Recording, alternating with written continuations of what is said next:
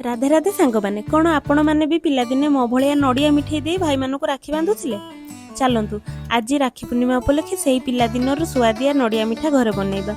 छोट बेले बापा पकेट को आखि आगे रखी मो बो राखीर गोटे दिन आगु ये मिठा बनई दौला। गोटे नड़िया बहुत गुड़ा मिठा हो जाता। मुझे टिके ड्राई फ्रुट्स थिला बोली पकई देछि आउ मार्केट भाया टेस्ट आउ लुक पाई टिके अमूल आउ अल्प क्षीर पकई किंतु मो बो से सब किछि भी यूज करनोतला खाली नड़िया गुड़ आउ चीनी रे ही से मिठाई बनौतला आउ बहुत टेस्टी। हम मानुची चीनी पाई कि आपण कहि पारंती एते भी हेल्दी नुह किंतु मार्केट रो नकली छेना रो तयारी मिठा तो एटा बहुत भलो। आ एमिति रे भी हम कंजूस भाई मानक पई एइटा ही सबटो ठीक सस्ता सुंदर और मजबूत।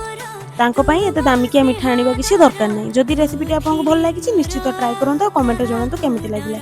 आ गोटे कथा आपण माने 27 तारिख ना 28 तारिख को दिन मनोचंदी राखी पूर्णिमा सेटा भी मते निश्चित जणाइबे। रहिली धन्यवाद।